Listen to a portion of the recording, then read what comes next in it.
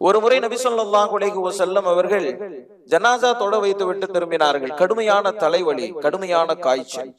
எந்த அளவிற்கு காய்ச்சல் என்று சொன்னால், தண்ணீரை அவர்கள் தன் மீது ஊற்றிக்கொண்டே இருக்கிறார்கள். அந்த அளவிற்கு கடுமையான காய்ச்சல். இன்னலில் மௌத்தி சக்கராத்துன் என்பதாக சொன்னார்கள். மௌத்திற்கு சக்கராத் என்கின்ற வேதனை உண்டு என்பதாக. சகாபாக்கள் கேட்டார்கள், யா ரசூலல்லாஹ், உங்களுக்கு இவ்வளவு கடுமையான சிரமமா, கஷ்டமா, வேதனையா என்று கேட்டபோது நபி ஸல்லல்லாஹு அலைஹி வஸல்லம் அவர்கள் சொன்னார்கள், உங்கள் இருவரில் படுகின்ற வேதனையை, சிரமத்தை நான் ஒருவன் அனுபவிக்கிறேன் என்பதாக சொன்னார்கள் என்பதாக சொல்கிறார். ஆக நோய் என்பது, இது போன்ற சிரமம் என்பது சோதனையின் ஒரு பகுதியை தவிர தண்டனையினுடைய ஒரு பகுதி இல்லை என்பதை இதன் வாயிலாக நம்மால் விளங்கிக் கொள்ள முடிகிறது.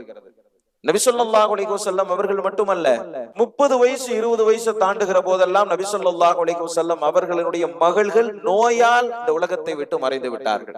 எல்லோருக்கும் வயது 20 தாண்டி, சிலருக்கு 30 தாண்டி, அவ்வளவுதான். யாருமே 40 தாண்டவில்லை.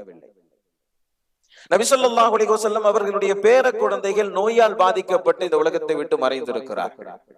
ஹஜ்ரத் யாக்கூப் அலைஹிஸ்ஸலாம் அவர்களை அல்லாஹ் 10 ஆண்டுகள் கடுமையாக நோயால் சோதித்தான். ஹஜ்ரத் அய்யூப் அலைஹிஸ்ஸலாம் அவர்களை கடுமையாக அல்லாஹ் 18 ஆண்டுகள் சோதித்தான். ஆக ஒரு விஷயத்தை நாம் விளங்கிக் கொள்கிறோம். சோதனை என்பது நல்லோர்களுக்கு வரும், நோய் என்பது நல்லோர்களுக்கு வரும். அந்த சோதனையில் எப்படி வெற்றி கொள்வது என்று யோசிக்க வேண்டுமே தவிர நாம் அதிலே நொந்து போய் விடக்கூடாது.